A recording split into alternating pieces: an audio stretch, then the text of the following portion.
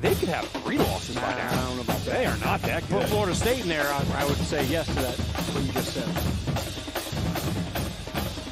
Punt return by Caleb Downs. And he finds a seam. He makes the punter look silly. Caleb Downs, show him what you got. Touchdown, Bama. 5-minute drive now for UTEP. And they will keep it on the ground. Awad just gets pile-driven by Stutzman. Really haven't even tried from the shotgun. That throw's intercepted. Pierce down the sideline. Touchdown. Claiborne, the sophomore, has 1 score so far this season. Rivers will buy a little bit of time. Falling down, lost the football. Play is still live. And recovered by the Monarchs. Lamarian James will take it the other way for the ODU touchdown.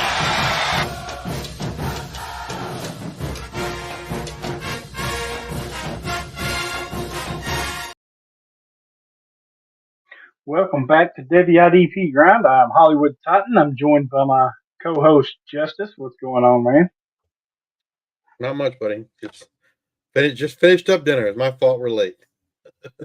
Oh, shame on you. Always holding these good people up. You are.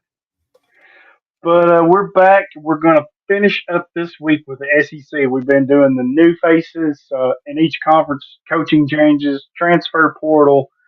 So we've been doing all that, and this will finish up that series. The SEC. This has been a fun little series. It's been helpful. Just getting to know the names and just hearing some names that you might not have come across or whatever. But it's been really helpful.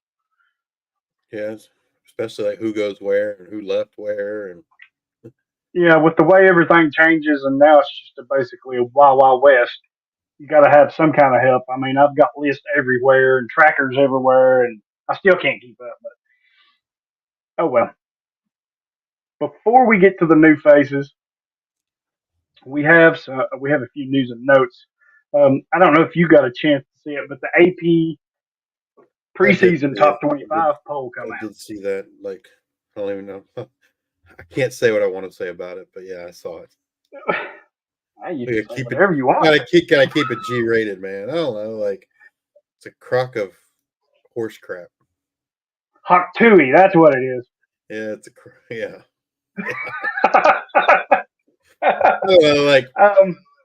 I mean, the fact that there's not a single G5 team in there, that's just like, I don't know. That's just ludicrous in my opinion. Like, yeah, I mean, I don't know. There should be like a Memphis or Boise State. They should be ranked. They deserve to be ranked.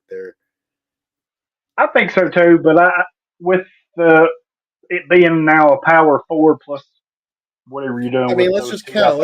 How many Big Ten and SEC teams? 1, 2, 3, 4, 5, 6, 7, 8, 9, 10, 11, 12, 13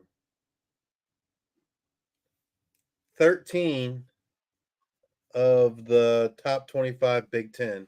So over half is the SEC and the Big Ten. Right. So you've got Georgia at 1, in case y'all haven't seen it yet. Georgia at 1, Ohio State at 2, Oregon at 3, Texas 4, Alabama 5, Ole Miss 6, Notre Dame 7, Penn State 8, Michigan 9, Florida State rounds out your top 10, and then that's followed by Missouri, Utah, LSU, Clemson, Tennessee, Oklahoma, Oklahoma State, Kansas, Miami, Texas A&M, Arizona, Kansas, USC, the Wolfpack, and Iowa. The one that stands out to me the most is obviously, to me, I think it's Texas A&M at 20. Yeah, there's going to be a lot of change there. That's the one that stands out the most to me. I don't think Arizona is going to be ranked by the end of the year. Kansas depends on the health of Jalen Daniels, I feel like, so much. NC State has a lot of changes, right? USC, I don't think USC is going to be there at the end. I mean, Iowa's a hard one because their defense is like top 10. Their offense is like bottom 10, right? Well, the thing is, their offense can't be any worse. I don't think. Well, I don't know it's going to be any better is the problem. Well, Yeah, I mean, I don't know. Penn State at 8 seems high to me. yeah, but Florida State at 10 seems super high to me. Florida State, man. see, I like the conference. Florida State has a lot of turnover. And They do. I mean, to me, they should have been like in the bottom of this list, not in top 10. Yeah, and I think Texas A&M should have been. I think they should have been out, just outside. I would have put one of the Boise States or somebody like that in. But it's clearly dominated by the Big Ten and or what are you going to call it? The Big Ten and SEC. Big Two. Yeah, the Big Two. Memphis. You're getting 12 teams in this year, so yeah. Memphis is going to play Florida State, and I think it's at Florida State, but like, yes, that's my bold take. Memphis is going to beat Florida State in Tallahassee. Yeah, and if for some reason Florida pulls a miracle out and beats Miami at the beginning of the year, that's going to set off another chain, which I don't expect Florida to do very well. They got murdered on the schedule. Whoever set up that schedule absolutely hated them. I think it's 8 top 25 teams that they've got to play this year right out the gate. So that's not good. But yeah, a little bit interesting. 12 teams this year. 4 buys for the top 4, and then you've got the next 8. How many non-group of 4 or non-power 4 do you think gets in, or do we see one get in this year? Get in the playoffs? In the playoffs, yes. Well, one has to get in, right? Because they got an automatic bid. But other than that, it'll just be the one. You don't think if somebody can reel off a 12-1 or 11-2 season, they get in? Nope, I don't think so. Okay, I think it's just going to be the one. Unfortunately, I think it's just the one. I mean, I guess like if Memphis goes undefeated and they beat Florida State and Tallahassee, maybe they could make a case but see, they're going to get the automatic berth, and then who's going to make the case to get the second one? That's the problem, right? You really to get 2, you got to have 2 guys that like can really make a case for it, you know. Well, I think Boise State will be there. I think they'll be in the hunt. Well, I mean, okay, if Boise State beats Oregon and Memphis beats Florida State, and they both go undefeated, then yeah, there's a shot. But that's what's got to happen, right? They both got to beat the Power 4 school teams and they both play really good teams, right? Boise State plays Oregon, and they might play, someone else. I mean, they're probably gonna play Washington State and Oregon State, but and then Memphis. What if they're both sitting there 11-1? Yeah, it's not good enough, especially if the one loss is to Oregon and to Florida State. Like, you lost to the Power 4 team you played, so yeah. But if they're both 11-1, one of them has to get in. Who gets in? You think out of those? If it's Boise State and Memphis, and those are the 2 losses that they suffered. My guess is probably Memphis. Interesting. Just because I think their schedule is probably tougher overall. But yeah, I'll have to look into that. I didn't look at their schedules. I mean, what's gonna hurt Memphis is Florida State might not even be ranked anymore at the end of the year, right? And if they lose to an unranked Florida State, that's gonna hurt. I mean, if they lose, we keep it close. Like, it's not gonna be much of an argument. Whereas if Boise State, Oregon's gonna make the playoffs. I don't see how that doesn't happen. So if Oregon State can keep that game at least close, Boise State can keep that game close, then maybe that they have a better argument. Do we see a 3-loss team get in? Ooh. If And it's from that's, if it's you from the got 12 SEC or the teams Big now. Ten, sure. Any other conference, no. What up, Dynasty Coach? Thanks for joining us. Appreciate you, bud. Well, I mean, if you're sitting there and only one non-power four gets in, if you've only got one, that's 11 spots. I have to think maybe there's a 3-loss team that's just. Yeah, but it's going to be a team from the SEC or the Big Ten. Oh yeah. That's what It's I not going to said. be outside. Yeah, I it's just going to meant, be do you one of those think two do we see conferences. one? Yeah, it'll be Yeah. one of those two conferences. All right. Yeah, I think It that's a ain't gonna little be high it frequency ain't there. gonna be a 3-loss team from the ACC. We already saw an No. undefeated team from the ACC couldn't even get into 4 teams. So a 3-loss team from the ACC, like they can forget about it. Yeah, that's not happening. It's going to be dominated by the SEC and the Big Ten. Yep, So absolutely. I hope one of the one of the outside of the Power Four, if I can talk, I would hope that there's a couple of them has good seasons where they can kind of wreck the party a little bit. And John says he thinks if Bama has 3 losses, they Oh still yeah, get in. yeah, absolutely. Yeah, That's what we yeah. I said. think, and I think a team So like that could easily get in because they still have a shot. yeah, a team like that with 3 losses, I think easily gets in because their 3 losses are probably against top 10 teams, most likely, the way Right. their schedule's set up. So yeah, I like it.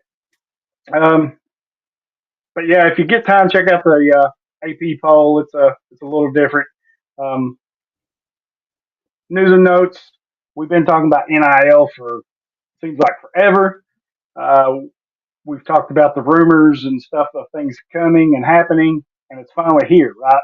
The licensing to stadiums and fields, the naming rights, not for players, but for the actual universities and schools now. We saw Florida International sell their naming rights to their stadium to singer and NASCAR owner Pitbull, and it's going to be for $1 million a year. So he's going to have it for 5 years.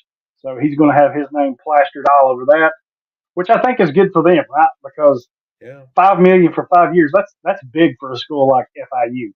Um, and then Tennessee signed a big deal, and at first it kind of I was like, what's happening here? Because it's a long-term deal that they signed with Pilot, a Knoxville-based brand, right? Pilot, Flying J, gas stations, and it's a 20-year deal, and they're preserving the rights to Neyland Stadium and Watkins Field, so those are not going to change.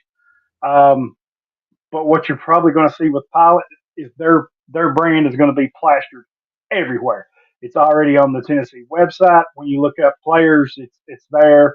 The big party deck that Tennessee's building. Rumor has it that that's going to be, the Tennessee or the Pilot landing at Neyland Stadium. So with everything that they got going on, that's huge, right? And I know a lot of people's fussed about tradition like Kentucky changing to Kroger Field and Thompson Bowling Arena being Food City Center. I was kind of upset with that too. I like to keep the Neyland Stadium name where it is, right? Um, Pilot's also going to have 2 logos on the field. I think they're around the 30, 35-ish, and it's just a plain white Pilot logo. They've already got it painted up and sent out some pictures, so it looks pretty cool. It's not too flashy, doesn't distract you, right? So it's nice and neat. Yes, 20 years, John. Um, very funny, buddy. Very funny. With your relevancy.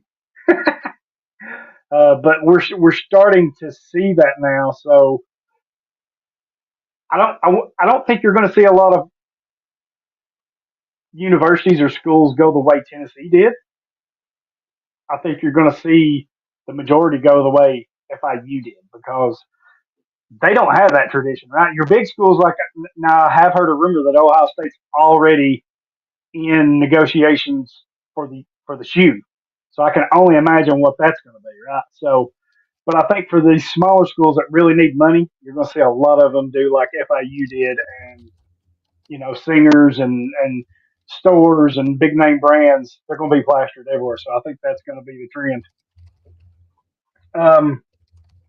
New roster limits coming starting 25-26 season. So the current roster limits are 85 roster spots right now. In the 25-26 season, they increased to 105. So that's 20 roster spots.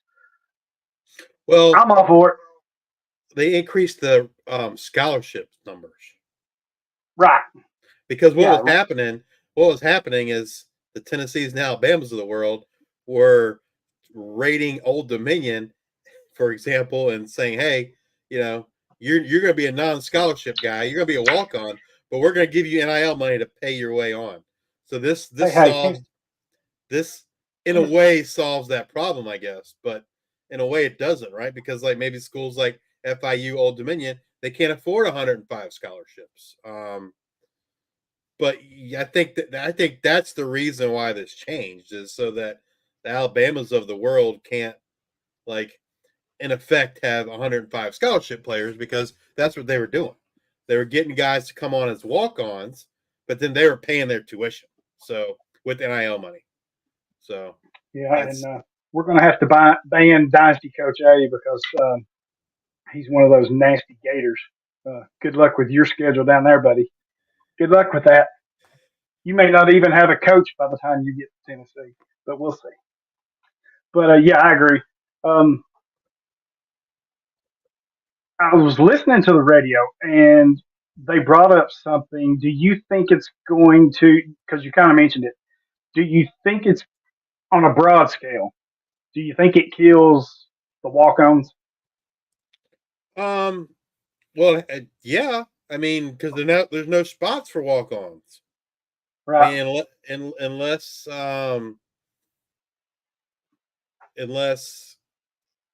they're just not going to have enough scholarship players, then maybe they use walk-ons. But I would think schools are going to try to get funding to have 105 scholarships. Yeah, I do too. But I think some of your walk-ons turn into scholarships. Well, sure. Not all of them, but some of them will. So I mean, like those preferred walk-ons, maybe those kids will be getting scholarships now instead of being preferred walk-ons. Yep. Here's a little history mark for you. Georgia Tech successfully gets their first ever 5-star commit this week as interior offensive lineman Josh Petty from Roswell, Georgia. It's about 45 minutes north of Atlanta. Committed to the Yellow Jackets. And then I saw a little while ago that they're in contention for another 5-star player, top 100 player. So they didn't name who it was, but it's clear that they're trying to pay their players down there because Petty is getting $800,000 a year through NIL deals. So it's a pretty hefty chunk for an incoming freshman college kid. And then I don't know if you've seen it, but Baylor, God love them, their coaching staff are wearing T-shirts that says "We pay players." I love it. I love it. Well, apparently they don't play them enough because they weren't very good last year. Well, it's legal this year, though. So, they didn't pay them anything last year. But, Oh, anyway, let's get to our 5-star topic.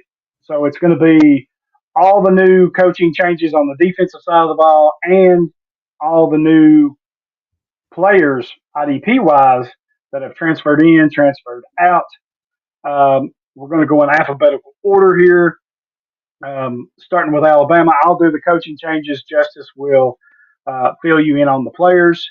And Alabama may be the most important one of all, right? Because Nick Saban says it's 4 o'clock somewhere and he retires. Yeah, they had a lot of change. So with Saban out, there was a lot of change. Defensive coordinator Kevin Steele's gone. Outside linebacker Coleman Hutzler's gone. Inside linebackers coach Robert Balla's gone. Replacing him is going to be Kalen DeBoer from Washington, who made the playoff run last year. And with him, he's going to have his DC defensive coordinator linebackers coach is going to be Kane Womack. He's coming over from South Alabama, where he was the head coach there. Um, he did retain defensive line coach Freddie Roach, so that's good. Um, his co-DC and defensive backs coach is going to be Colin Hitchler, who was the safeties coach at Wisconsin previously. And then the other co-DC defensive back is Maurice Linguist, who was a former head coach for Buffalo. And then their outside linebacker coach is going to be Christian Robinson, who comes over from Baylor, where he was the coach for the inside linebackers. All right. Player wise, they lose safety. High level recruit for them. Had a little, what's with a speeding incident, or I don't know. It was some kind of car incident last year. I remember. Tony Mitchell, he's off to junior college. I think it was like Northwest River Community College or something like that. One time, highly sought after recruit linebacker Kendrick Blackshire. He originally left. He went to Texas for spring ball. Apparently, he wasn't doing anything at Texas.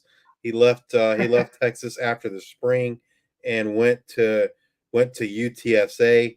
You know, I was reading before spring camp started that what Texas was hoping for him was kind of that he would take over that Anthony Hill Jr. Not Anthony Hill Jr. Oh gosh, who's the kid? Jalen Ford. They were hoping that Blackshire would take over Jalen Ford's role, and they could keep using Anthony Hill Jr. like they used him last year. Well, that didn't happen, and so now Anthony Hill Jr. is going to kind of be forced to play middle linebacker. And Blackshire has now moved on to UTSA. They lose safety Peyton Woodard to Oregon, and then the big blow, safety Caleb Downs off to Ohio State. Oh.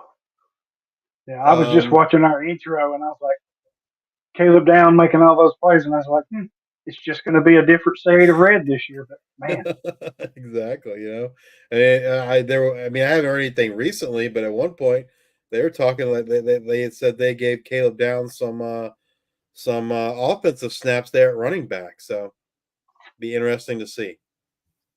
Yeah, I heard that. So that would be interesting. Which for him wouldn't be out of the norm, right? Because back when we were talking about recruiting and we were talking about him, what did he do? He was a 3-phase player, right? Offense, defense, and special teams. So that doesn't shock me at all. Yeah, and like that clip shows, he's pretty electric with the ball in his hands. So I can see them trying to manufacture, 2 or 3 touches a game for him. Yeah, makes sense. Coming in, so they lose all those safeties. They bring in safety King Mack from Penn State, Keon Sabb from Michigan. I really like that one. That was, I think, kind of under the radar a little bit, but I really like Keon Sabb. They bring in cornerback Damani Jackson from USC and defensive lineman Levius Overton coming over from Texas A&M. In terms of what else they lose, so they lose a lot.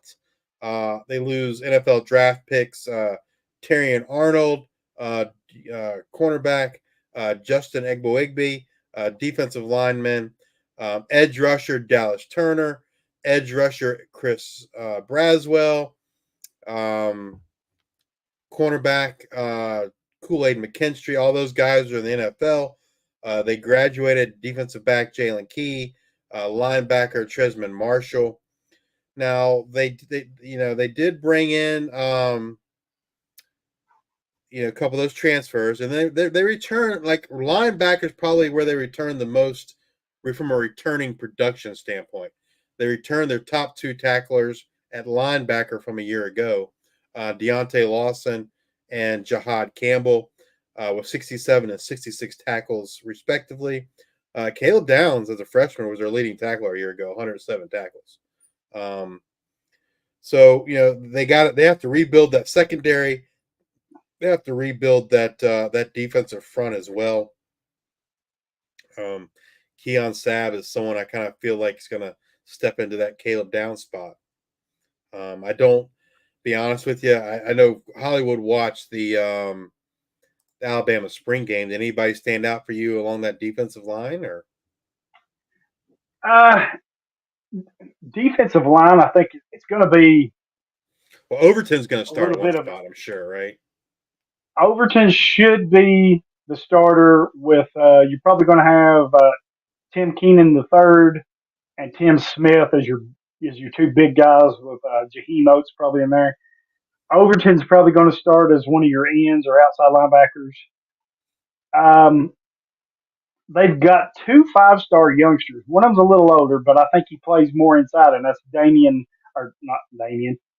Payne Jr. I think he's more of a defensive tackle. So is James Smith. I mean, they have some edges. Maybe Jamarian Latham is probably the other one that's going to start opposite of Overton right now, would be my guess. They had a lot of people out, so they weren't showing a whole lot. They had a lot of youngsters in, which was encouraging. But I think, as far as the edges, I think it's going to be Overton and Latham probably going to be your defensive end.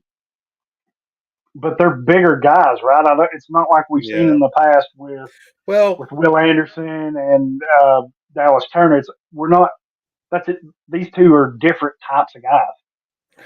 Kane Womack comes over as the defensive coordinator, right? Pretty Yes. sure. And I'm trying to. Love you too, Mac. I don't remember what defense he ran there at South Alabama. Off the top of my I head, don't remember. and now Washington ran a 4-man front, but their defensive Right. coordinator's at San Diego State now.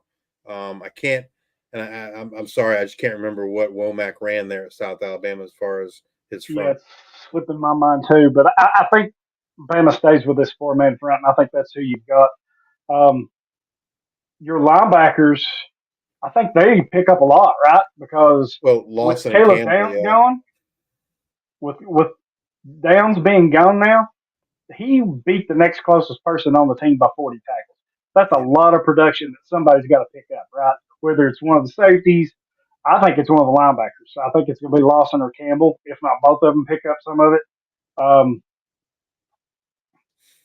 They got Quandrius Robinson as the third linebacker, the outside guy, with Kanu Coat and Keon Keeley. So they're loaded because they have so many 5-stars. That's the problem. And they played so many of them in the spring game. It was kind of hard to get a read of who was going to do what. Yeah. I think really you're just going to have to wait till the season opener and kind of go from there. I think Sabb will be one of the safeties. Obviously, Malachi Moore, another one. He's a returner. So those I feel like are a safe bet to be two of the starting safeties. Yeah, Sabb and Moore is definitely going to be your starters. Moore will be moving on after this year, so I think both of them are going to pick up a lot of slack where Downs left open, especially with Tony Mitchell gone and some of those other guys out of the way now. So, be interesting to see if it's going to be the linebackers or the safeties pick that up. But I think if it was me, I would think the linebackers will pick it up before the safeties do, because that's a lot of production you've got to account for, and I don't think just one person's going to be able to do what Downs did. He's such a special player. So, what up, TD? Thanks for following us, watching us. Up next, we've got the Arkansas Razorbacks. They had no defensive coaching changes this year. Player wise, they do lose some. Their leading tackler from a year ago, linebacker Jaheim Thomas, off to Wisconsin. Linebacker Chris Paul off to Ole Miss. They bring in linebacker Stephen Dix over from Marshall. Safety Anthony Switzer from Utah State. Linebacker Larry Worth from Jacksonville State. And linebacker Xavier Sori from Georgia. Paul and Thomas were their top two leading tacklers a year ago. And then they bring in Switzer, who was one of the top tacklers at Utah State. Now, I'm not sure how Arkansas, for folks chasing Anthony Switzer's production from last season, I think that's fool's gold. Because what happened last year in Utah State was they had some injuries in linebacker, and Switzer had to play linebacker. That's why he had all those tackles. I don't know that Arkansas in the SEC is going to use a safety as a linebacker. No. And so I think if you're, I've seen people do a draft switcher, and yeah, I just feel like that's kind of fool's gold. Number one, he's going up, stepping up a big level in competition, and number two, like he's probably going to be a safety. He's not going to be a quote true linebacker like he was at Utah State last season. And then Larry Worth and Steven Dix come over. They return defensive lineman Landon Jackson, probably their top defensive lineman returning, and then Jaden Johnson, their top defensive back that returns from a year ago. I don't really know what to make of the linebackers, just because, like I said, they bring three of them in, right? They bring in Larry Worth, Steven Dix Jr., and Sorey. Sorey was a high-level recruit at Georgia. We know, just like Bama, Georgia has 5 stars coming out their ears, and so he moved on to get more time. And then Larry Worth, again, taking a big step up, Conference USA to SEC. And then Steven Dix, I mean, he was at Florida State, never did anything at Florida State, goes to Marshall, and he did okay at Marshall. But, I mean, a year ago he had 62 tackles. He was not there. He was not Marshall's leading tackler, and now he goes to the SEC. So, personally, I don't have any. I wouldn't be putting a lot of my faith in the Steven Dix bucket. Yeah, and for me, I don't know that I would put any faith in that linebacking group. Period. Right now, you have got to kind of wait and see how this plays out, in my opinion. And with it being such a deep group overall, right around the country, Yeah.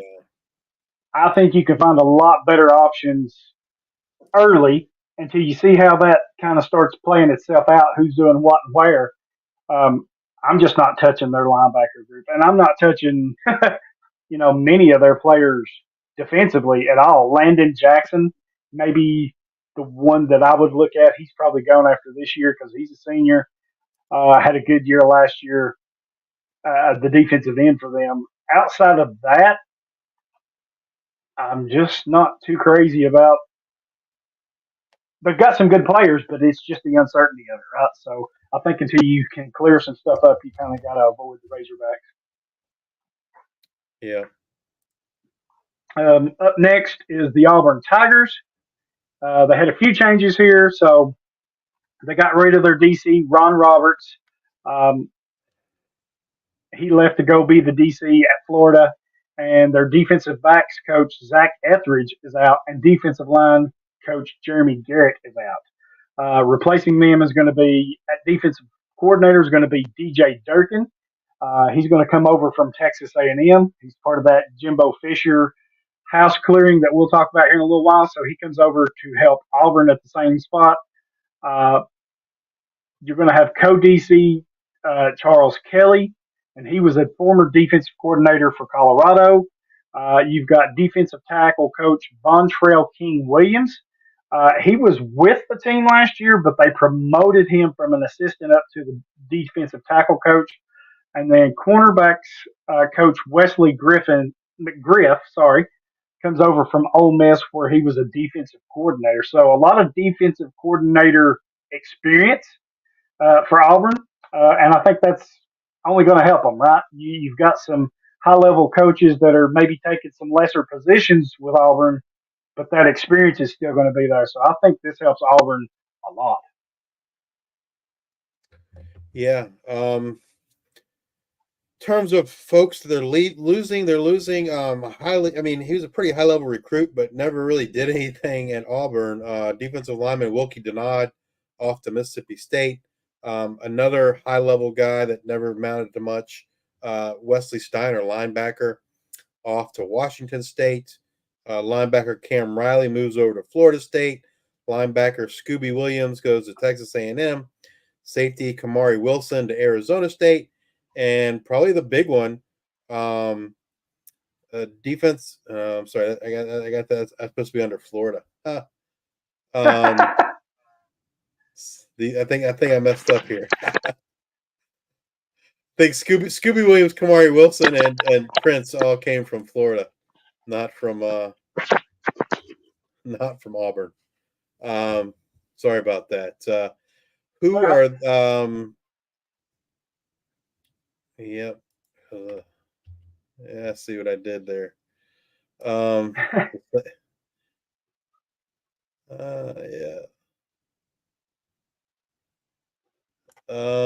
Let's see. Let's go to their sheet here. So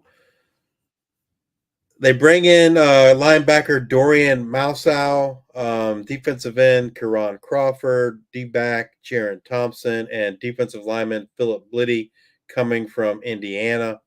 In terms of graduation, they lose Larry Nixon III, linebacker, defensive lineman Marcus Harris, who went to the NFL, both cornerbacks Jalen Simpson and DJ James, as well as safety Zion Puckett.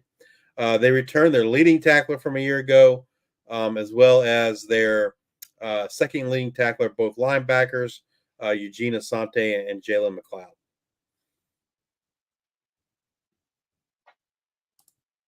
Yeah. I was just looking at their roster while you was rolling those off. Jalen McLeod might be worth a look. He's only got this year as he transferred from App State, but I think he's probably the guy that you want here. The thing is, they got four linebackers and they're all seniors, right? So you got McLeod, Asante, Keys, and Moussy, or Moussy, however you pronounce it. And then after that, that's really when their young guys are at. It's down there. So I would imagine those four are going to be your heavy guys. But I think if I'm looking at one, it's only McLeod, right? Because he has a little bit of pass rush. Yeah, McLeod has a little bit of pass rush potential. I think he had 6 or 7 sacks last year. And I think I saw that he's going to be in that buck role for them. So if that's the case, there could be some decent production there if he can get the tackles to go with the sacks. Up next is the Florida Gators. I hope John's still around to hear this so I can tell him just how bad they suck. And the whole state can just kind of break off and float away and drift down to Cuba if it wants to. Be no loss to me at all. I mean, I hate Florida. Anyway, they do have some coaching changes. They got rid of their defensive line coach, Sean Spencer, their inside linebackers coach, Jay Bateman, and their secondary coach, Corey Raymond, are all out. Replacing them is going to be co-DC and inside linebackers coach Ron Roberts, and he's coming over from Auburn, where he was a defensive coordinator there. You've got a defensive line, Gerald Chapman, who is coming over from Tulane, where he coached the same position. And then coaching your secondary is going to be Will Harris, who's coming from the NFL, where he was a former secondary coach for the Chargers. And we've talked about this before. I love when a NFL coach drops down to the college level. I just think the information, not just on the field, but what to expect, how to be a pro, all that, the coaching style, I think it's so beneficial to these kids. So I love to see that. All right, personnel wise, these guys I mentioned a minute ago, they didn't come from Auburn. They came from Florida. But linebacker Scooby Williams going to Texas A&M, safety Kamari Wilson off to Arizona State, and defensive lineman Princely Uman going to Ole Miss. Who they bring in? They bring in cornerback Cormani McLean coming over from Colorado, safety Asa Turner from Washington, and linebacker Grayson Howard from South Carolina.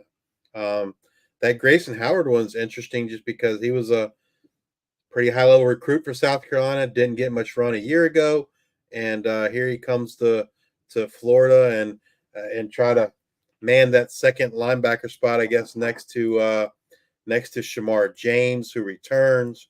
Shamar James, a linebacker, was their second leading tackler a year ago. Their leading tackler was safety Jordan Castile, and both of those guys return. Yeah, I mean they got a lot of young guys on that line. Kelby Collins. There's a they had I can't think of his name. There's a freshman too.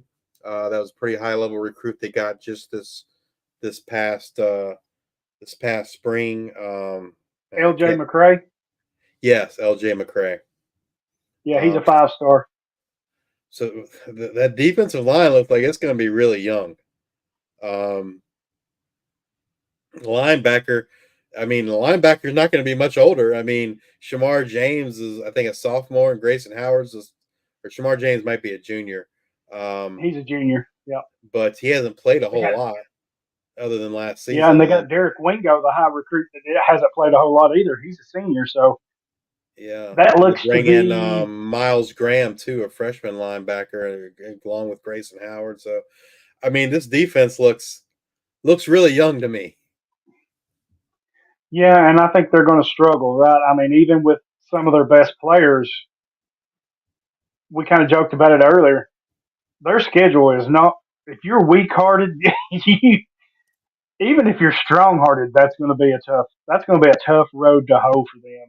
And with so much inexperience, I think they're going to get exposed a little. I know they've got Jordan Castle, a 4-star free safety back there that does really well. Jason Marshall, a senior corner who does really well. And then it just kind of falls off.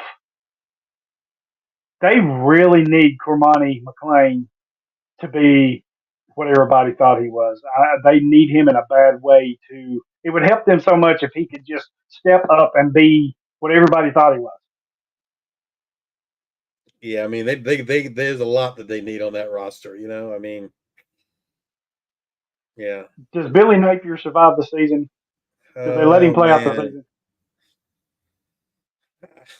I don't know. I think it's going to be hard. But I don't. You know, they might not be realistic with their expectations. I mean, it's a really tough schedule. Yeah, and I was listening to some radio. I forget what I was listening to, and they were kind of talking about the Napier situation. They're like, man, not to put pressure on somebody because your schedule's hard enough, but he's like, you really need to come out and beat Miami right out of the gate. If you can do that, then maybe you can gain some momentum and kind of build your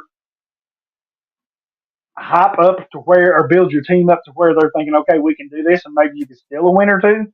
But if they get thrashed right out the gate, it's going to be a long year, man. Yeah. I mean, they don't play Tennessee till like week 6 or 7, and they may not even win a game by that time. I mean, they play ranked teams right out the gate, so it's going to be rough.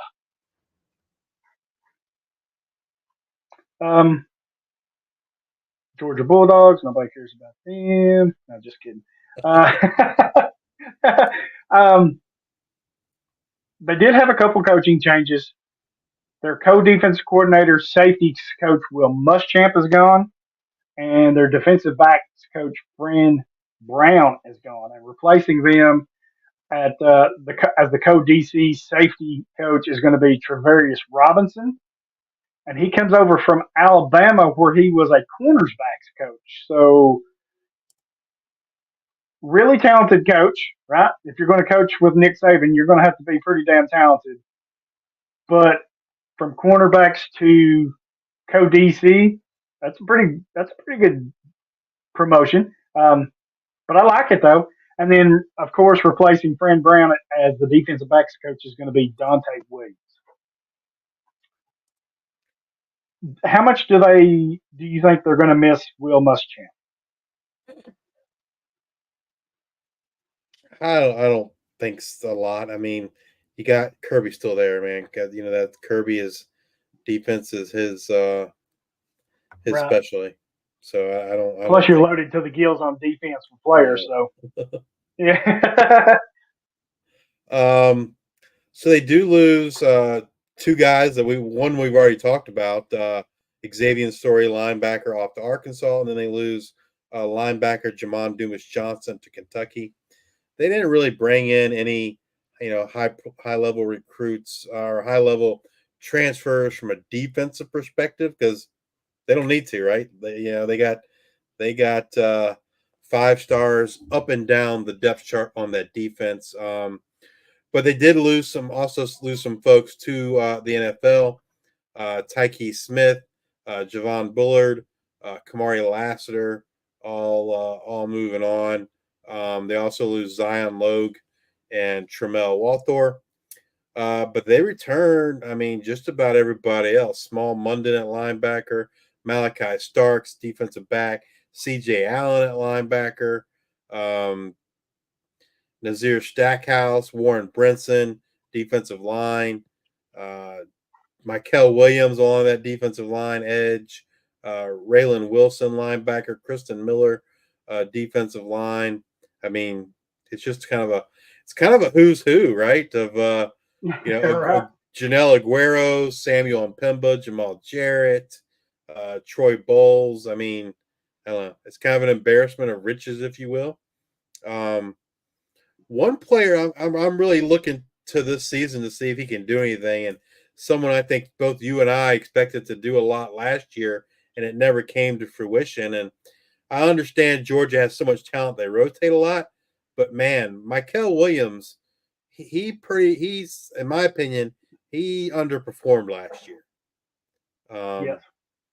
And so this year, now this is his draft eligible year, and so it's going to be interesting to see if he can do something to kind of boost that draft stock. Yeah, and they kind of need him, right? I know they're kind of loaded with 4 and 5 stars, but you got Stackhouse as your nose. You're going to have Williams as one of your DNs. And just kind of looking at their roster, who's going to be that DN opposite of him, right? You got Ingram It needs to Dawkins, be who's a Williams. junior. Yeah. You got Xavier McLeod, who's a freshman that's pretty talented. So they need I don't know if it'll be a linebacker kind of step up that way, an outside guy. Because you've got Chaz Chambliss, who's a senior. You've got Gabe Harris, Damon Wilson Jr. If I'm Georgia, I'm trying to get Samuel Mpemba on the field as much as I can.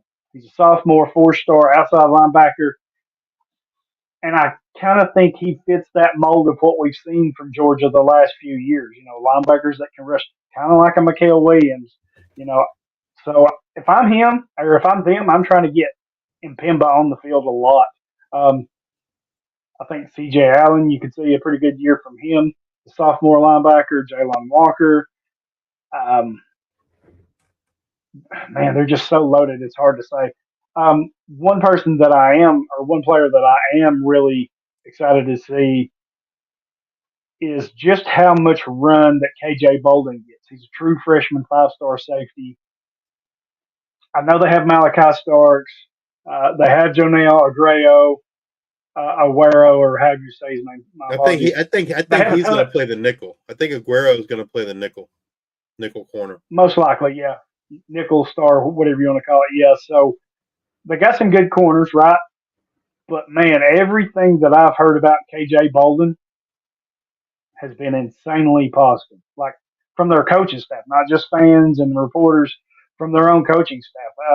I don't know if it was Kirby or not. He's like, if you remember how good Malachi Starks was as a freshman, he said he thinks KJ Bolden is just as good or better as a freshman. So if that's the case, he's the next star in that secondary for Georgia. So if you have a chance to grab him, I'd get him now. Next up is the Kentucky Wildcats, and they had no coaching changes. They kept everybody kind of intact. As far as they don't really lose much through the portal. They did bring in the aforementioned Jamon Dumas Johnson at linebacker, but they did lose their top linebacker from a year ago to the NFL draft and Trevin Wallace. And you got to imagine Jamon Dumas Johnson is going to slot right into that spot. And so, good for him. He's going to help, boost his draft stock and have a pretty productive year for the Wildcats. Other than that, they return pretty much everybody, man. De'Aaron Jackson, linebacker, the leading tackler a year ago, tied, or he's number one. Trevor Wallace is number two. Maxwell Hairston, Zion Childress, both return. Deonte Walker, the big man in the middle for them, he returns as well. Hollywood, what do you think about Deonte Walker? I mean, he's a pretty large individual, and I was talking with someone else the other day about him and his NFL prospects, and I just feel like, I mean, due to his size, like, do you think he can only play a 3-man front? He's going to be like a true nose guard, or do you think someone will take a shot on him in a 4-man front? I think he can play anywhere. I really do. But he is one big dude. To be that big, he has pretty good agility and quickness. I mean, he's got power, right? 55 tackles last year, 12 and a half for a loss, 7.5 sacks. He's a load up front. I mean, you really have to dedicate your resources with your guards and centers when he's playing in those gaps, because if you don't have your assignment down, he's going to beat you and kill your quarterback. So there is a lot of draft hype around him. Of course, he's got the size. If you watch, the quickness is there. It's not always consistent, but it's there. And when he's dialed in, he's probably one of the better defensive linemen in the country right now. And if he can continue to put up 6+ sacks like that from the interior, that's going to be a plus, right? Of course, in a 3-4, you would think he would play nose, but he can kick out and play some of that defensive end, defensive tackle. I do think in a 4-man front, he would be appealing there too, especially if you've got two really good edge rushers at DN. I think you put him in there with whoever you got at your other defensive tackle, and I think he'll play either way. I guess it's just what your preference is and what you're running defensively, but I think he fits in either scheme. Yeah, I saw it was a mock draft where he was like, I think number 10 overall, and I don't know, it just felt like a little bit too high to me. Now that might be for me, that would be a little high. I think for me, he's a first round pick, but I think it's somewhere 20 or later, right? 20, 25, late somewhere teen. in that, yeah. Yeah, I agree. Almost lost my spot here. LSU is next. Quite the changes there. They got rid of their defensive coordinator, Matt House, their cornerbacks coach, Robert Steeples, and their safeties coach, Kerry Crooks. Replacing them, they brought in defensive coordinator Blake Baker, who was the DC for Missouri. They brought in Bo Davis to coach the defensive line, and he did the same thing for Texas. You've got Kevin Peoples coming in to coach your edges. He's coming over from Missouri, where he coached the defensive line. You've got Corey Raymond to come in and coach your secondary. He was a safeties coach at Florida. And then you're going to have Jake Olson to come in and coach the safeties. And he's going to be he was the linebackers coach for Missouri. So Missouri lost a lot of coaching from that team a year ago. I think they were, what did we have them at in the top 25? They were ranked 11th in the AP. And that's tough. I don't know that you can lose that much coaching, and we'll touch on them here in a minute, but that'll be tough for them to repeat. But for LSU, they had to do something, right? They were in too many shootouts that they shouldn't have been in last year, especially with J.D. Daniels and that offense. Defense has got to be better. Defense has got to be better. Well, it was kind of the USC thing, right? Great offense can score at will, but your defense couldn't stop a gnat. And you just can't win games like that and be a national championship contender if you're going to give up that many points. And you mentioned it with USC. I think it's kind of the same thing. We've got to see a drastic change here, improvement, or I think it's going to be more of the same. They're going to win a lot of games, but I don't know that they'll be a true contender if they can't fix their defense. Personnel, they lose edge Jackson Howard off to Minnesota and cornerback Deuce Chestnut, who came to LSU from Syracuse a year ago, is going back to the Orangemen in Syracuse. They don't bring too much in via the portal, and they don't lose a ton other than like defensive tackle. They lose Andre Sam, Omar Speets at linebacker, Mason Smith and Makai Wingo at D tackle, Jordan Jefferson at D tackle. Those are kind of their big losses. Again, D tackle being the big one. They return safety Major Burns, their leading tackler a year ago with 90 tackles. That just tells you how bad the defense is, right? Like, it's not a good thing. It's not a good thing when a defensive back is leading your team in tackles. It's a good thing, I guess, from a fantasy standpoint, but from a real life standpoint, that's a sign of a bad defense. When a safety is leading your safety or a corner is leading your team in tackles. They return Greg Penn III at linebacker, and then they return Harold Perkins Jr. at linebacker as well. Man, like, I gotta tell you, like, I am not a Harold Perkins Jr. for the NFL fan. Like, me neither. I just don't. From a size perspective, he can't play edge. He's not big enough to play edge. Maybe he gains a lot of pounds and he can do that, but he's, in my opinion, he's not big enough to play edge.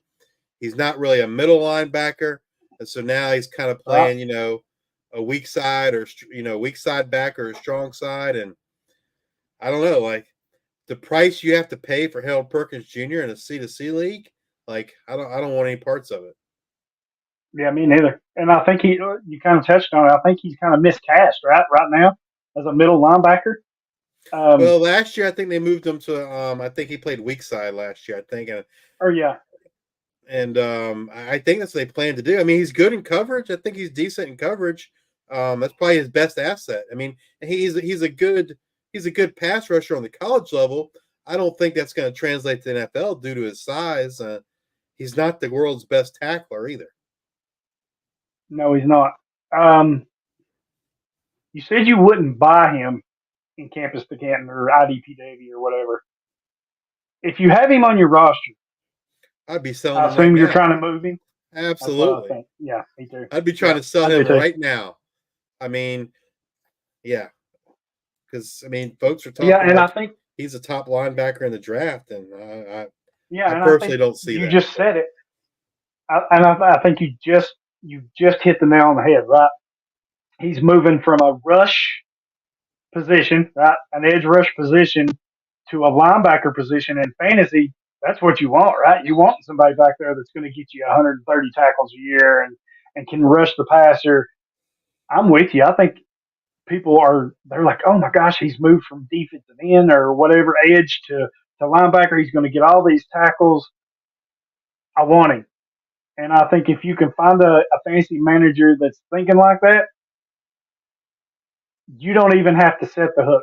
Just drop your lure because they're going to rip your line off. I mean, it's just, I think you can get not whatever you want, but I think you can get a really good value for him. Yeah, he still has a lot of value. Yes.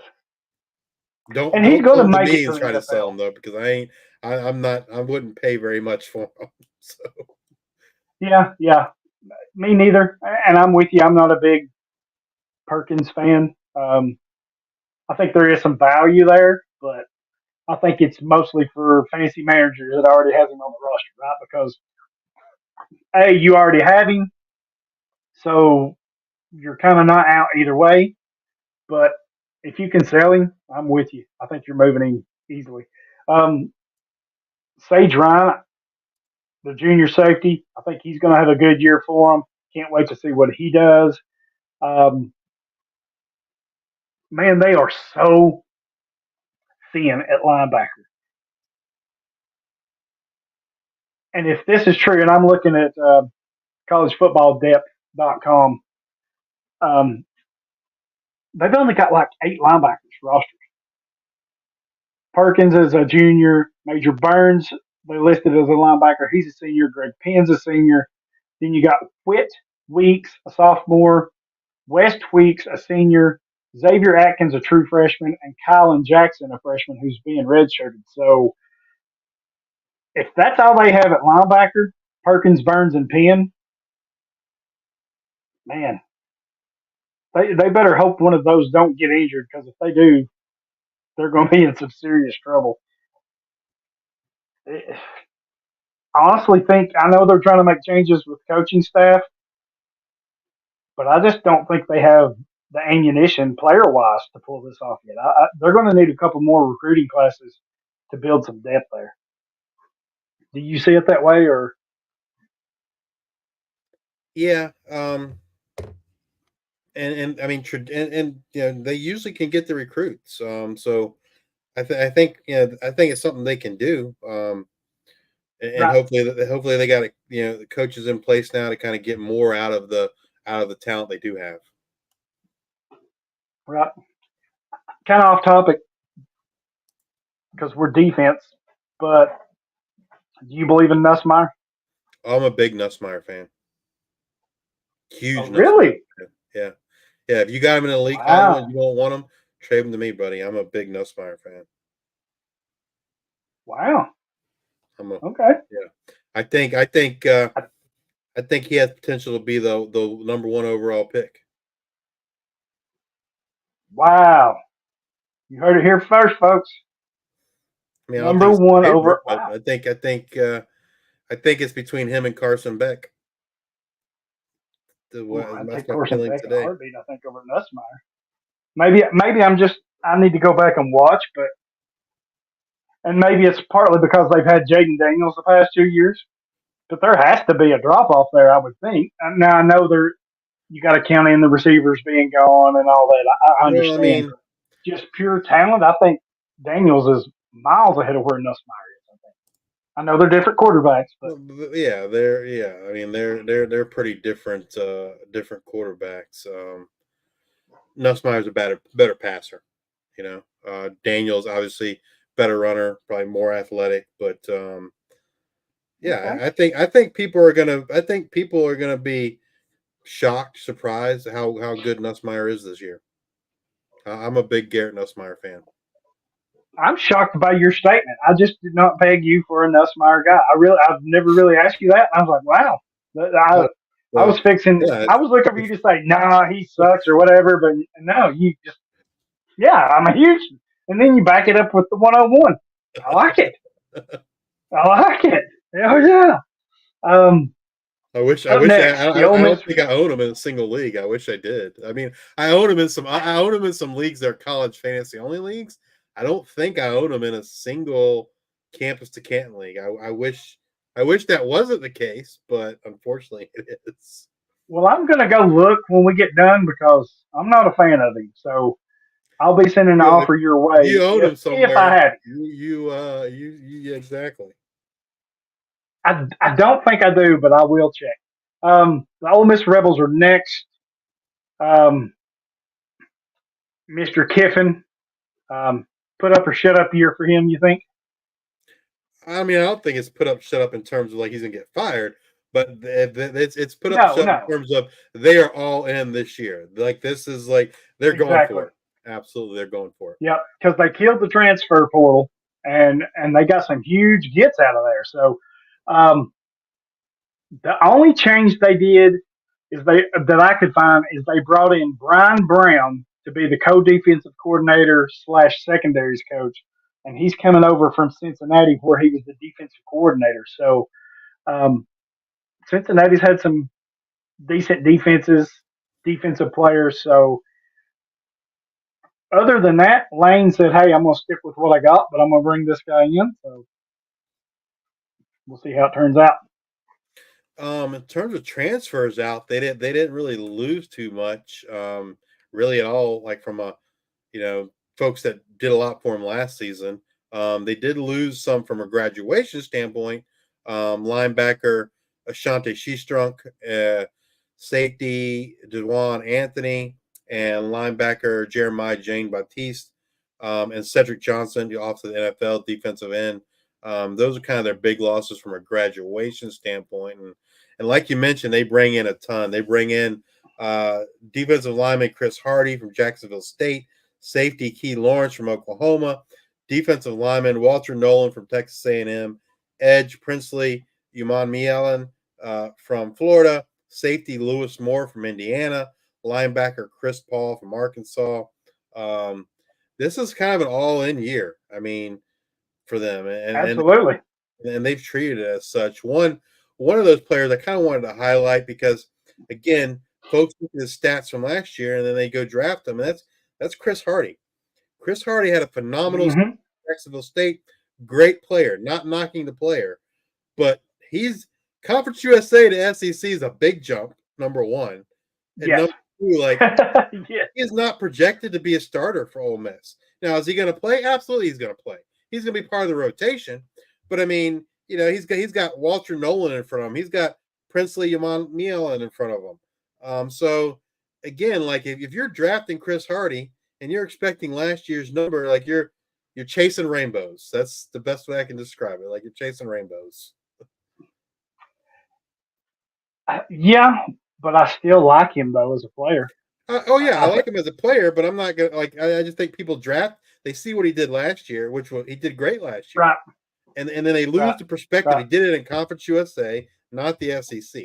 Conference USA is arguably one of the weaker conferences, if not the weakest in all of college football. And then, and not only is he moving up the SEC, you know, he's got, you know, Walter Nolan in front of him and Princely Umanmielen in front of him. Those guys are pretty good guys too. And not to say that Hardy isn't good because he is, but right. Of many at Ole Miss. Right, and I'm surprised you didn't mention his name. And I know we're just doing the transfer portal in and out stuff, but their best player may be Center Ryan Perkins. That dude at linebacker. I didn't even get to the guys coming back. Yeah, absolutely. He's a dude.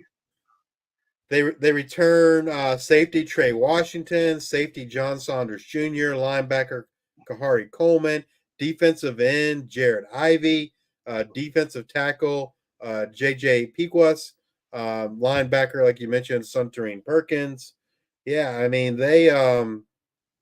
it's an all-in season there for Ole Miss and Lane Kiffin. Yep. It's gonna be interesting though. I haven't, you know, between Chris Paul coming in, Kahari Coleman.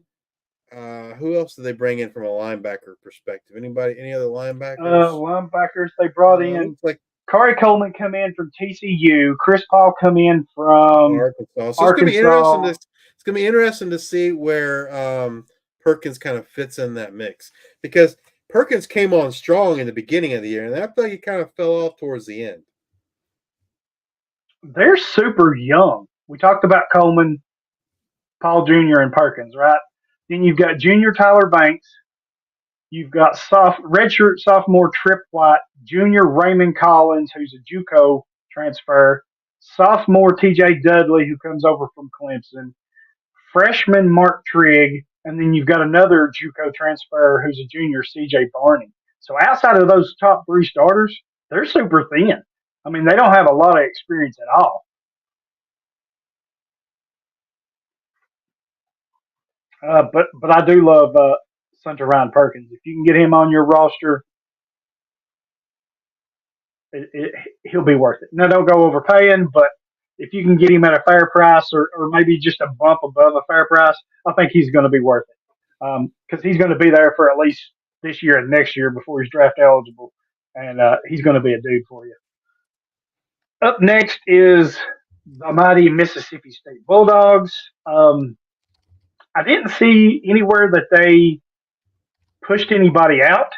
Some of this stuff was kind of hard to find, but they did have some overall changes. They brought in head coach Jeff Levy. Coleman Hutzler is going to be defensive coordinator. He comes over from Alabama, where he was an outside linebackers coach. They brought in Corey Bell to coach corners. He was the former defensive defensive passing game coordinator for FIU, and then they brought in Matt Barnes to coach safety. Um, man, Mississippi State is so devoid of talent. Um, it's going to be a rough season for them, I think. Yeah. The defense does not. They lost a lot on that defense. That defense does not look good. Good. That team doesn't look good. The team doesn't look good.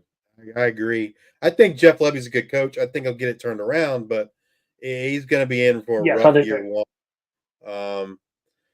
They don't lose a lot in the portal. They lose a lot to graduation. They brought in, we mentioned earlier, defensive lineman Wilkie Denard, who's never really amounted to much. Maybe he can get something done here at Mississippi State. And they bring in linebacker Stone Blanton coming over from South Carolina. But they lose six of their top 7 tacklers to graduation. The linebackers, Nathaniel and Jet Johnson, cornerback DeCameron Richardson, safety Sean Preston, safety Marcus Banks, defensive tackle Nathan Pickering, all gone. Their top returner is safety Corey Ellington, who had 66 tackles a year ago. Like I said, they brought in Stone Blanton coming over from South Carolina.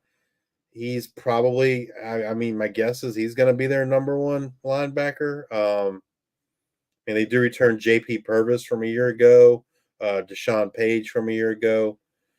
But yeah, man, there's definitely a devoid of talent, I feel like, on that defensive side.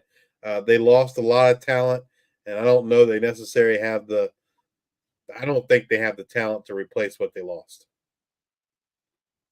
Yeah, and they didn't get a lot of big names, but they have a ton of incoming transfers and incoming youngsters. Like just looking at their defensive line, they got 2 transfers, Sumilin Paka and Kedrick Bingley Jones. Both of them are transfers from Purdue and North Carolina. And then they have 3, they have 3 incoming freshmen that committed. It's kind of the same thing with linebacker, right? Stone Blanton comes in. You got 2 young freshmen coming in. You had 3 defensive backs that transferred in.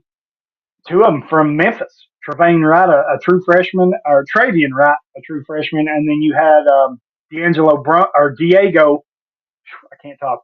Diago Brumfield, who transferred from Memphis and JUCO. So, yeah, I think I'm with you. I think Levy gets this turned around, but it's going to be a job, right? And it's not going to happen. It's not going to happen overnight. It's going to take them 2 or 3 years if Mississippi State stays with it, right? It's going to take 2 or 3 years to get those recruiting cycles going. If you're a Bulldogs fan from Mississippi State, it's going to be rough. Fantasy wise, I think the only one that I really care about is Stone Blanton. Other than that, maybe Don Terry Russell because he's so young and talented. Outside of those 2, I don't think I'm really looking at anybody defensively. Are you for your rosters? Not right now, anyway.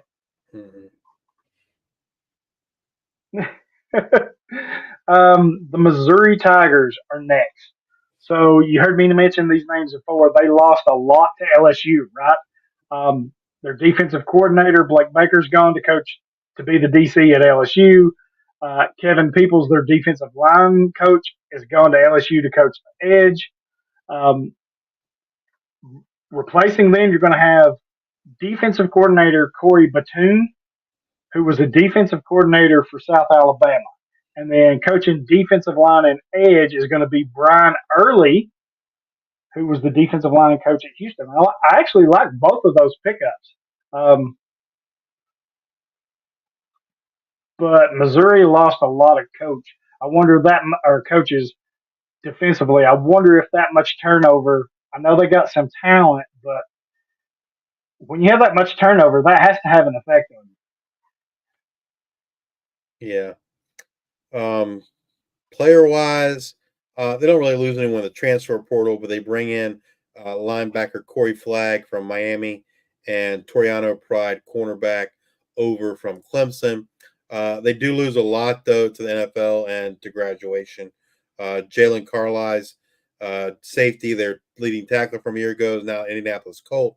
Tyrone Hopper, linebacker, I now believe is a Green Bay Packer. Darius Robinson is now an Arizona Cardinal.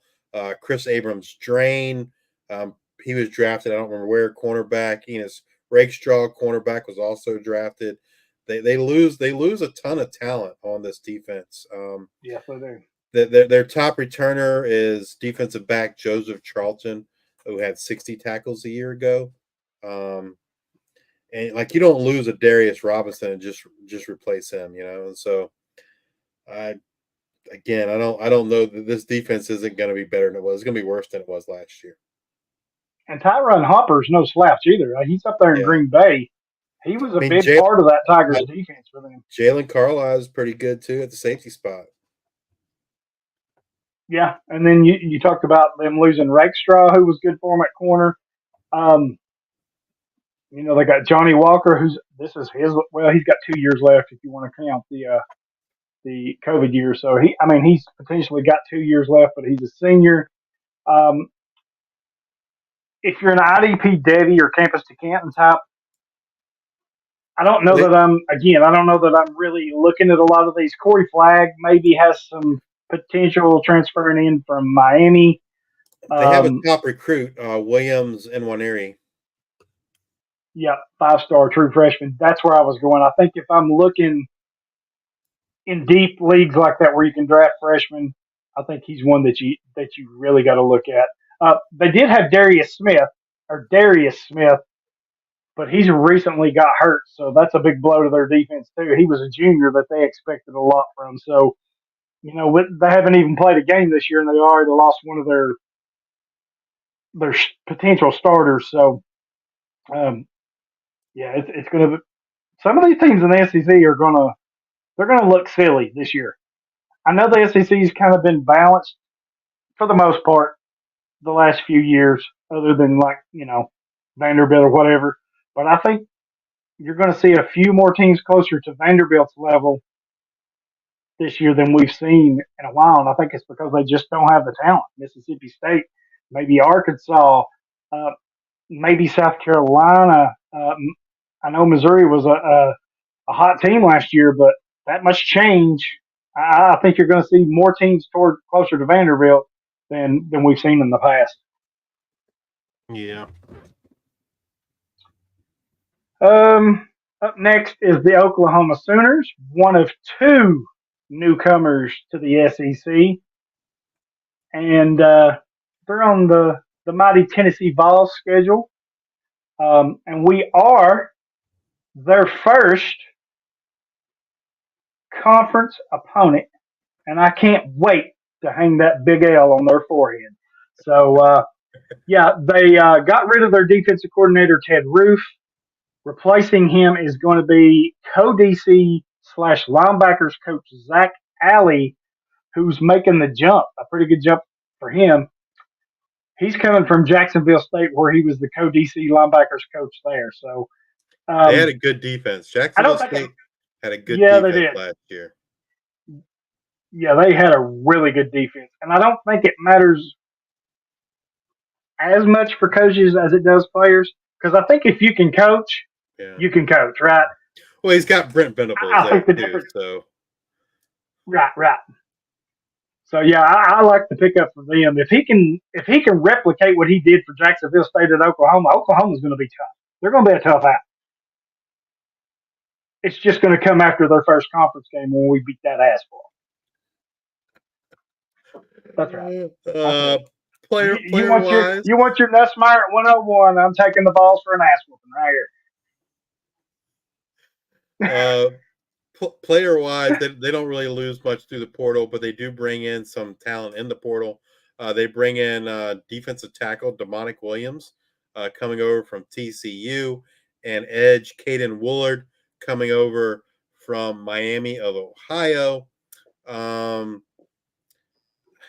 They don't. I mean, they lose Rondell Bothroyd at defensive line, but I mean, he was someone that we had high hopes for, but he didn't really do much for him last year. They returned their stud linebacker Danny Stutzman, safety Billy Bowman Jr., linebacker Jaron Canuck, linebacker Kip Lewis, defensive back Kendall Doby, defensive back Woody Washington, safety Peyton Bowen, edge rusher Jason McCullough. They returned Trace Ford. Yeah, man, this team looks like a really good defensive football team. I mean, obviously Stutzman's is the prize, I guess, here on this defense. He's a throwback. Yeah, he's a dude, and Billy, he's an old school throwback kind of guy. Yeah, and Billy Bowman, the safety, he's no slouch either. Those two they will straight hit you. I do like Peyton Bowman. He's a sophomore safety for them. I like him a lot. I think you're going to see a whole lot out of him this year. You were talking about Boythroyd. He just never panned out for them. I don't know what it is, but they've got a transfer from Miami of Ohio, Caden Woolard. Yeah. I think there's a lot of upside there. Now it's a little bit of a jump, right? Coming from the MAC to the SEC. But I kind of like that. And then they've got a true freshman named David Stone, who's going to be probably more of an interior guy, but he's a dude too. So they got some people up front that I think in a couple of years, I mean, Woolard is a senior, so he's going to move on. But David Stone, they got Adabaway. If I said that right, his brother's in the NFL with the Colts. Adabaway. Adaway, that's right. So yeah, I mean they've got some young pieces, high recruits. They're going to be a tough out in the SEC, especially with that offense, right? If they can get that together and get this defense clicking, it's going to be tough. And I know I joked about Tennessee beating them, but that's an early season matchup, and that's going to determine a lot right out the gate, right? I mean, both teams are national championship hunting, right? Some, depends on how you feel, but early odds are both are contending to be in that top 12, and both are teams that you, on a weekly basis, probably don't want to face. So, yeah. Let's see, where was we at? Oklahoma. So up next is South Carolina, and they had no coaching changes whatsoever, which shocked me. I guess Mr. Shane Beamer is okay with taking those ass whoopings every week. Personnel-wise. And by the way, he is nothing like his dad. His dad is 100 times the damn coach he was. Beamer ball. Virginia Tech. Shane, he sucks. Tell me I'm wrong. Personnel-wise, they lose linebacker Stone Blanton, Mississippi State, and linebacker Grayson Howard to Florida. But they bring in a pair of linebackers in Bagali Kamara from Pittsburgh, Demetrius Knight from Charlotte, and they also bring in an edge rusher, Kyle Kennard, over from Georgia Tech. They return their leading tackler from a year ago, Debo Williams, and then their three safeties, Jalen Kilgore, who's really, I believe he's their nickel corner, is really what he is. DQ Smith, who is their free safety, Nick Amanawore, who's their strong safety. All those guys are back. They return TJ Sanders along that defensive line. Tonka Hemingway as well, defensive tackle. I think that, they lost those two linebackers, but then they bring in Kamara and Knight. They also bring in Kennard, and I think they're going to be a decent defense. And it'd be interesting to kind of see Kennard if he can repeat what he did at Georgia Tech here in the SEC. That's probably the big question for me. Yeah. That will be a big question. Also, I mean, you're looking at their defensive ends, and you were talking about Kennard. They kind of need him, right? They But do. right I now, mean, they need him to do what he did at Georgia Tech, if not, and more probably. they've got, if you're going by collegefootballdepth.com, right now they've got true freshman, 5-star true freshman Dylan Stewart, who I like a lot. I'm surprised he went to South Carolina, but right now they've got him being a starter. They've got their playing time divided out. They think he's going to receive half the snaps over there at defensive end with Gilbert Edmond. They think those two are going to be split the snaps across from Kennard. So Stewart, another one. If you're in those Devy leagues where you can stash players, Dylan Stewart, defensive end for South Carolina, that's a good one. I like Debo. He's a senior.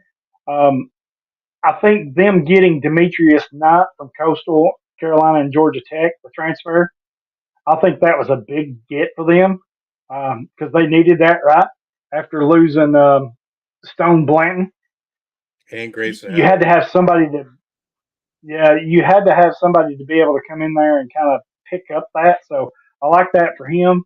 Um, I know DQ Smith. He's a junior. He's shown flashes right back there at free safety. All three of those safeties are good. Good guys, good players. Kilgore, Smith, and Yeah, Amador. yeah, and Kilgore's only a sophomore, so he's potentially got 3 years of eligibility left. So if you're looking again, I know it ain't always this year. Sometimes in IDP Devy or in Campus Canton, you're looking for that eligibility. Those next guys up. So um, up next is the greatest team to ever step on a field, and they're drenched and clad in orange. And if you didn't know it, they're the national champions of college baseball as well. That's the almighty bow before them, Tennessee Vols, because Oh my, as Dion would say, we're coming. We ain't coming. We're already here. oh my Yeah. God. I'm right. Only one change. Linebackers coach Brian Jean Mary is gone, and they brought in William Inge to be the co-defensive coordinator / linebackers coach, and he's coming over from Washington where he held the same position. So I think it's a huge get for Tennessee, especially at a position that is kind of young for Tennessee. I know they have Keenan Peely right now, who's their most senior option, but man, they've got some youngsters back there that if William Inge can get them dialed in and focused and play in the way that we've seen linebackers play for him at Washington, there's some high hopes there, and there's some dudes back there at that linebacker spot. All right.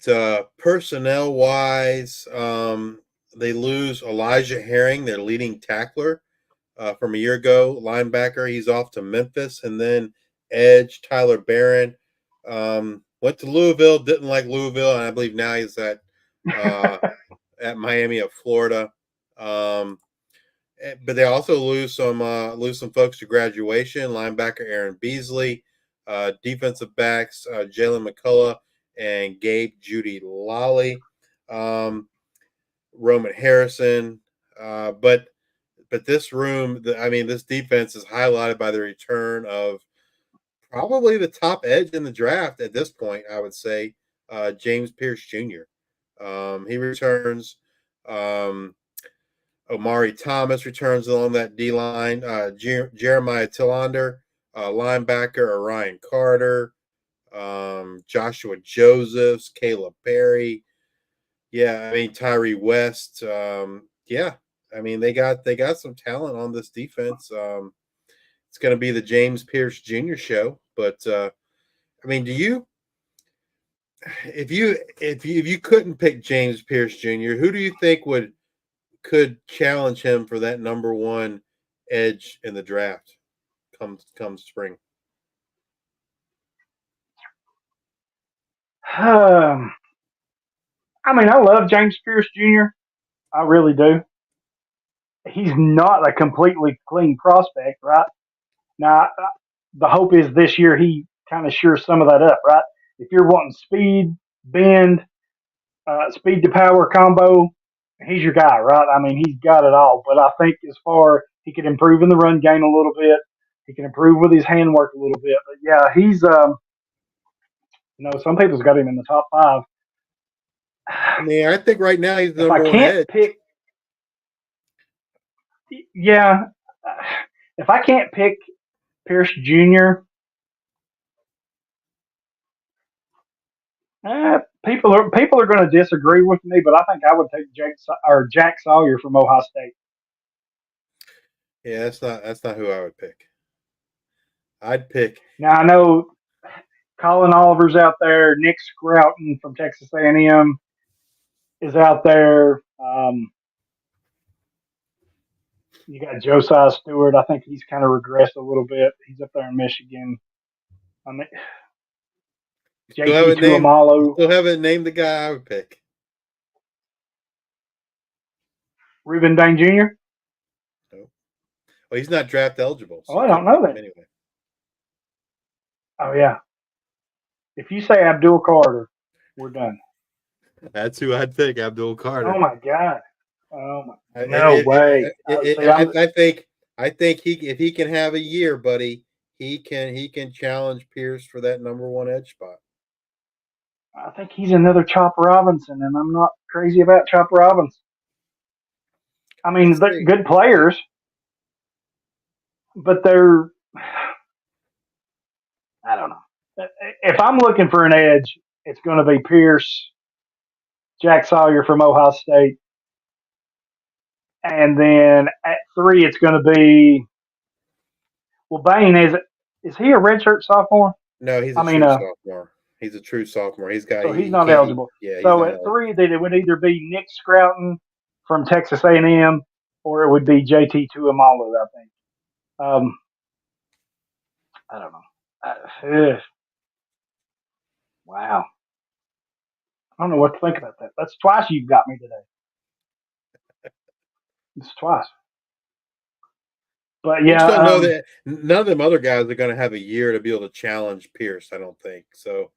I think Abdul can. I think if Abdul can put the numbers up, I think he can challenge him. And like I said, Pierce is not a completely clean prospect, and teams are going to focus on him this year, so he's going to have some help, right? I still think he's talent-wise, potential-wise, Pierce is easily a top 10 talent, NFL draft talent. I hope he doesn't leave, but I'm afraid the feedback that he'll get, if he has another year like last year, right? I'm afraid the feedback and the money that he would get from the NFL would cause him to be gone. But I would love to see him stay. Tennessee has got a lot of youngsters, man. You know, Joshua Josephs at edge, he's another one. You've got Davian Hobbs, a defensive tackle, sophomore coming in.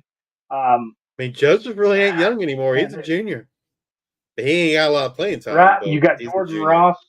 Jordan Ross is probably one of the bigger recruits they've had. He's a 5-star true freshman coming in. That's probably going to play some edge. Probably going to see him on the field. I've talked about Keenan Peely. He's just going to be that solid guy for you, right? As long as he can stay healthy. I think he's going to be that solid guy. At linebacker, it's going to be Arian Carter. He's going to be that guy. And then Edwin Spillman is a true freshman. Jeremiah Thielander is going to be in the mix. He's going to start probably with Carter and Peely, most likely. But Edwin Spillman, from what I've been seeing and what I've been hearing, yeah, he's going to be that next Tennessee linebacker that just really takes off. Some of the coaches have said, you know, when he's on the field and you know where he's at and you know what he's intending to do when he's on the field. So he doesn't make any bones about it. He's coming to hit. So I like that. Our secondary is kind of a little rough. Go get Boo Carter. Go get him. I'll be shocked if he's not a starter on opening day. He's done that good. When Jamad McCoy went down, they were kind of worried, you know, what are we going to do in the secondary? And Boo Carter was already enrolled early, was already showing a lot of promise, doing a lot of good things.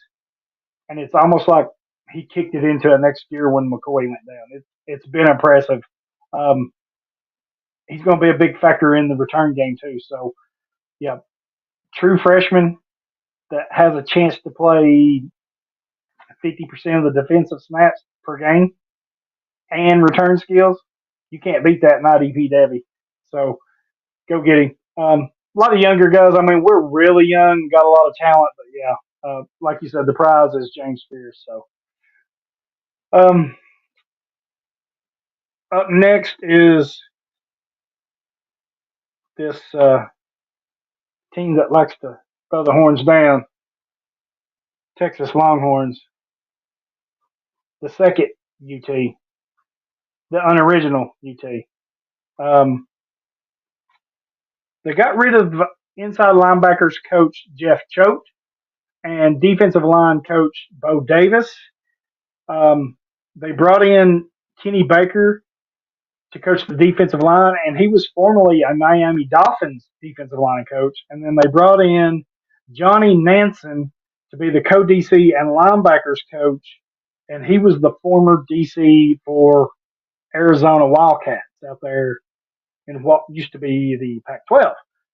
That was their only coaching changes.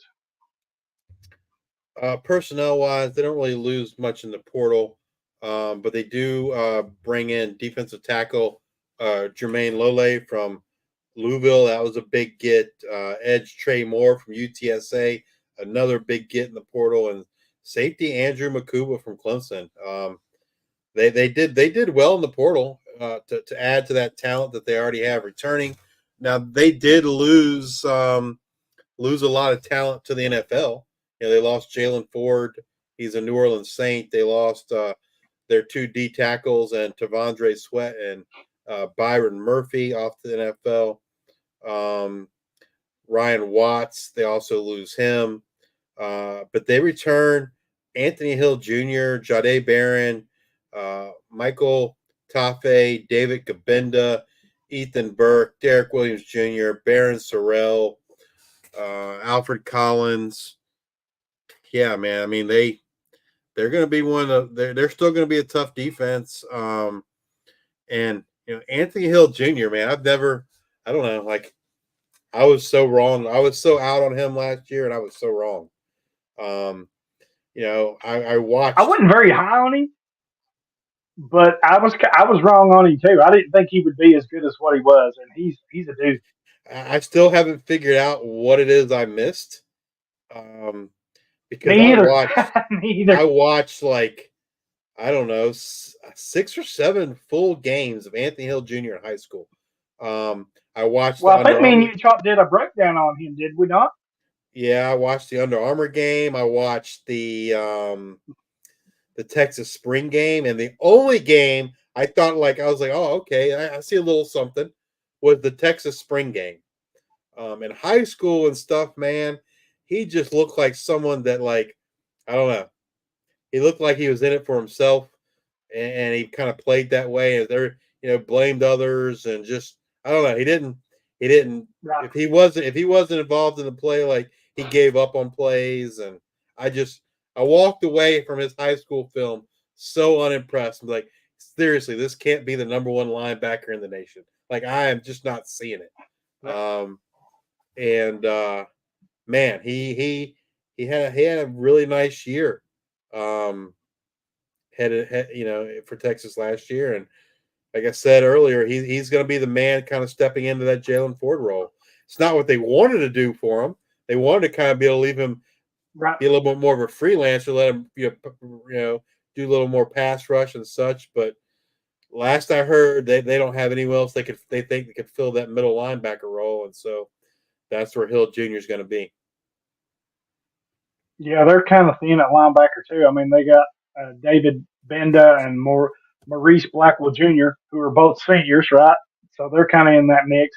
And then they've got their next 1, 2, 3, 4, 5, 6. They've got 6 more linebackers, and only one of them is a junior or higher. So, I mean, they're super, super young, and 3 of them are 0-star recruits. So, I mean, they're they're kind of thin there. So yeah, Anthony Hill Jr. I'm with you. I missed too. I mean, I liked him, but not like everybody else did. And Yeah. I'm kind of like you. I don't know what it is I missed, but there's a transformation there. And I kind of missed this, and I because I'm used to him being an outside linebacker. If Trey Moore can replicate what he did last year for Texas, he's going to be in that mix this year for the draft. I think. Oh yeah, I think He's a definitely, special definitely. I player. mean, and by all accounts, he's been a beast at Texas so far. So he's been a Yeah. Now I problem. watched some of the spring game. He looked good there. Some of the reports coming out of Texas is just that he's been everything that they hoped he would be and more, and they're going to need him. So yeah, if you got Trey Moore on your IDP Devy rosters, you're welcome. Um, I think one that's going overlooked here is a transfer from Clemson, Andrew Makuba.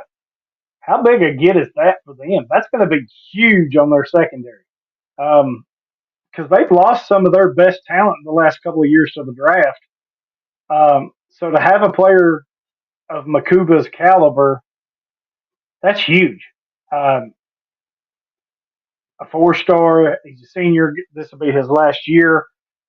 So basically a 1-year rental, but man, I think he helps that defense so much, and that's going to help heal. They've kind of got a trifecta there. You got Trey Moore, you've got Anthony Hill Jr., and then you've got Andrew Makuba. You've got studs at all three levels, and if they're all three clicking, that's going to be if they can get some help. That's going to be a defense that's going to be hard to deal with. Up next is the Texas A&M Aggies. You've heard us talk about it every show. Seems like complete changing of the guard here when they let Jimbo Fisher go as head coach. Um, most of his staff went with him, or that was let go as well. Replacing them is going to be head coach Mike Elko, who was the former head coach of Duke. You got defensive coordinator Jay Bateman, who comes over from Florida, where he coached inside linebackers. Jordan Peterson is going to be your co-DC / defensive backs coach. He comes over from Kansas as a co-defensive coordinator. Ishmael Artisid comes over from Duke, where he was a corners coach, and he's going to coach corners for the Aggies. Defensive line coach Sean Spencer comes over from Florida, where he was a co-DC and defensive line coach. So they've got a complete change there. Luckily for them, they got a shit ton of talent, right? Because Jimbo might not have done a whole lot, but he put some freaking recruiting classes together, Yeah, but whether he paid them or not. They lose a lot, man. They lose a lot. Yeah. Personnel wise, they probably lost 12 to 15 players between portal and graduation NFL, and they probably brought in 12 to 15 players from the portal as well. And I'm not gonna mention all of them, but we'll hit a couple of the highlights. They lose cornerback Tony Grimes off to UNLV, defensive lineman Walter Nolan off to Ole Miss, defensive lineman Lebbeus Overton to Alabama, edge Fadil Diggs off to Syracuse. They bring in linebacker Solomon DeShields from Pittsburgh, edge Josh Seliskar from Central Florida, edge Cassius Howe from Bowling Green, linebacker Scooby Williams from Florida, and edge Nick Scourton from Purdue. In terms of what they lose to NFL in the graduation, they lose Edgerrin Cooper, linebacker, who's now a Green Bay Packer. Damani Richardson, defensive back safety, off to the NFL. McKinley Jackson is gone. Chris Russell Jr., linebacker, and Josh DeBerry. They do return their second leading tackler from a year ago, freshman Torian York, who had 74 tackles. Mm-hmm. And Bryce Anderson, defensive back, they return him as well. Shamar Turner returns on that defensive line. Tyreek Chappell. They lose a lot. They brought some guys in. I think it's gonna be interesting. What do you think of Torian York? Like, he's someone I kind of looked at, and size wise, man, he ain't got it. I don't think he's too small for the NFL. Like I think he's listed at like 6 foot even on the Texas A&M website, and so if he's 6 foot even, that probably means he's probably not 6 foot. That's not good for the NFL. It's not because we've kind of seen those undersized linebackers really good in college get faded out when it comes NFL time, right? But he's a sophomore and he has 3 years of college eligibility left. I don't give a shit about the NFL right now because he is a freaking stud for the Aggies. And you take Adrian Cooper out of the mix, this dude's going to have 100 tackles easily. I don't know think, that he's. I don't think he's going to be the middle linebacker though. I think he's going to stay in the role that he was in last year. I mean, we'll see. I'm okay with that. I mean, he put up good numbers. Yeah, he did, but I don't know. I think 100 tackles. Who do you think the middle linebacker would be for them? Scooby Williams. And if that's the case, I think I'm okay with York keeping his role that he had last year because he showed he could perform there. I like York. I can tell right now I'm way higher on York than you are because I just don't York see like to me like if I don't see elite college production. I think he's good college production. I don't see elite, and I don't see any NFL future. So like, I don't know. I just feel like I can get better college production somewhere else. And I can probably get them way cheaper too. Now, I agree with you. Could probably get him cheaper, especially if they've been following us and hear us talk about him. You can probably get him cheaper, but I've got York in a few places, and it would take you would have to pay to make me move off of him. NFL wise, if this was his year to go to the NFL, I'd probably sell. I'd be like you because I think the size kind of gets me. But with 3 years left and him in college in a great position, I'll sit on him until he either A, shows me he's not going to be able to do it, or B, somebody wants to overpay. So, I mean, this offseason, he's someone that I had some interest in. But then when I looked at that size, I was like, I was completely out at that point. Yeah. Texas A&M's got a lot of talent still. Nick Scarleton coming over from Purdue was huge. Cassius Howe coming over from Bowling Green is huge. They still got Shamar Stewart. They got Shamar Turner. They got Gabriel Brownlow Dindy, who's a 5-star. He's a sophomore. Man, they've got so much. That same NFL mock draft that had Deontay Walker number 10, I think had Nick Scourton like number 5. And I was like, no way. I can see him being a first-round pick, but he ain't no top 10 pick. I don't think. No, he's not. No. He's more of a bigger edge, too. Yeah. You know, he's not that. Some people will knock Pierce because he's a little lean and thin, but he has the frame to pack it on, right? He can add a little mass, add a little muscle, and still be dominant. Scourton's more of a bigger player. He's not. If he adds much more, he's more of a classic old school defensive end. Exactly. So, yeah, that's I don't get that about Scourton. If I had to pick one, I think I would take Cassius Howe. Would be the guy I'd kind of look at because I think Scourton's going to draw all the attention. Such a big jump, man! Such a big jump from the MAC to the SEC. It is a big jump. Yeah, it's a big jump for sure.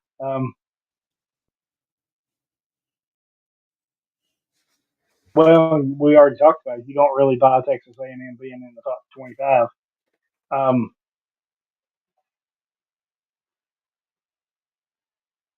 We're 13-game season, over under 8.5 wins. Without looking at their schedule, I'd probably pick the under. Yeah, I think they're going to struggle a little bit too. I don't know how I feel about Connor Wigman. I mean, I know he's a sophomore, but they don't really have anybody behind him. Le'Veon Moss is good.